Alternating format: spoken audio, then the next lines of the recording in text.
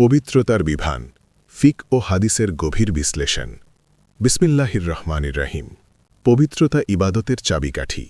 আজ আমরা হাদিস ও ফিকহের সমন্বয়ে জানব অপবিত্রতার বিভিন্ন অবস্থায় শরীয়তের আইনি বিধান।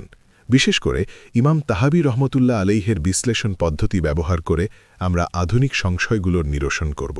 তাই ঋতুস্রাবগ্রস্ত নারী ও বড় নাপাক ব্যক্তি কুরআনের কিছুই পাঠ করবে না।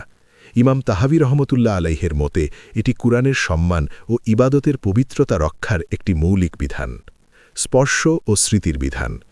অজু ছাড়া কুরআন স্পর্শ রাসূলুল্লাহ সাল্লাল্লাহু আলাইহি ওয়াসাল্লাম স্পষ্ট করেছেন যে ঋতুস্রাবগ্রস্ত নারী ও নাপাক ব্যক্তির জন্য মসজিদ হালাল নয়।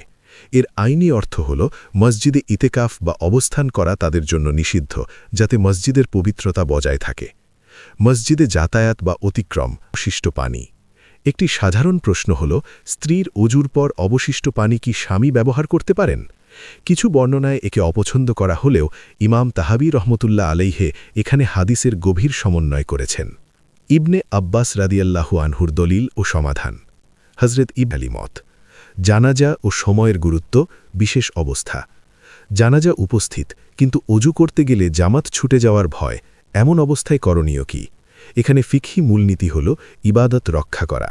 এ বিষয়ে তায়াম্মুমের অনুমতির ব্যাপারে ওলামাদের বিশেষ বিশ্লেষণ সিদ্ধান্ত। আমরা দেখলাম যে শরীয়তের প্রতিটি বিধানে একদিকে যেমন পবিত্রতার কঠোরতা আছে, অন্যদিকে মানুষের বিশেষ প্রয়োজনে সহজ করার পথও রাখা হয়েছে। হাদিসের বিশুদ্ধ সনদ ও মতন আমাদের এই সঠিক পথ দেখায়।